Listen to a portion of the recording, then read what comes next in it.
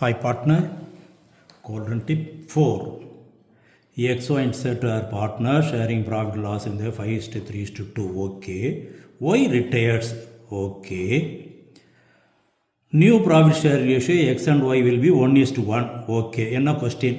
The goodwill. Goodwill of the firm is valued as 1 lakh.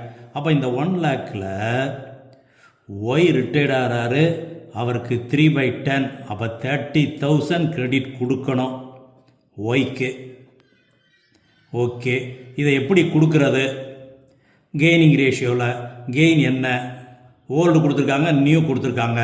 அப்போ கண்டுபிடிச்சோம்னு சொன்னால் 5:3:2, 5/10, 3/10, 2/10. Y retired.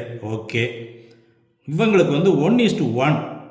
அதை denominator 5/10 ஆக்கணும்னா 5/10, 5/10 ரெண்டு பேத்துக்கும். இப்போ பாரு, எக்ஸுக்கு ஓல்டு 5/10 தான், நியூவும் 5/10 தான். No change. அப்போ அவர் கேபிட்டலில் கொண்டு வராது. அதே இது இசட்டுக்கு ஓல்டு 2/10, நியூ 5/10, 3/10 கெயின் பண்ணுறாரு. அப்போ இந்த ஒய்யினுடைய ஷேரை ஃபுல்லாக இசட் எடுத்துக்கிட்டாரு. அப்போ குட்வில் அட்ஜஸ்ட்மெண்ட்டில் அவர் தான் ஒய்க்குரிய அமௌண்ட்டை பூரா கொடுக்கணும்.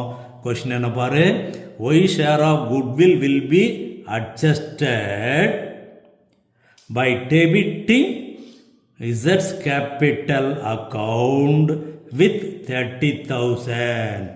இசட் தான் கெயின் பார்ட்னர். அப்போ அவர் தான் காம்பன்சேட் பண்ணணும். அந்த 30,000 அவர் கேபிட்டல் அக்கௌண்ட்டில் தான் டெபிட் எழுதணும். I like you.